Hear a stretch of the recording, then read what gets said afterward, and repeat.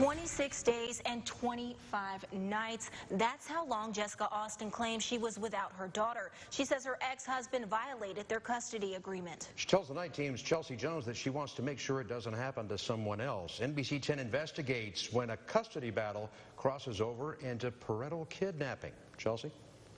Gordon, Michelle, we've reached out to the child's father, and he's declined to comment. But Jessica Austin Popo has primary custody of her daughter, and when her ex failed to return that daughter, the state of Louisiana defines it as interference with the custody of a child.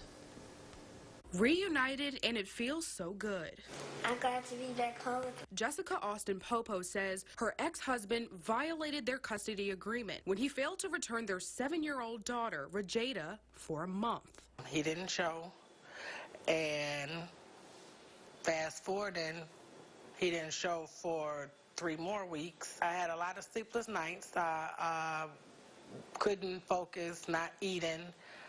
It's like my whole world was turned upside down. NBC 10 and Fox 14 combed through the documents, from custody agreements to police reports. Popo says she went to multiple law enforcement agencies seeking help. What I've ran into for almost a year, or as many times it's been violated, is this is a civil matter. Sterlington Police Chief Barry Bonner tells us without proper documentation, until we have a direct order, from a judge or court saying, to arrest this individual, their hands are tied. So Popo enlisted the help of her lawyer because according to Louisiana law, this is a case of interference with the custody of a child, or parental kidnapping. It is defined as the intentional taking, enticing, or decoying away of a minor child by a parent not having a right of custody. As a mental health counselor, Popo wants her experience to serve as an example for parents who may not know what to do, warning that the person who suffers the most is the child. In her case, a clinical diagnosis. He did find that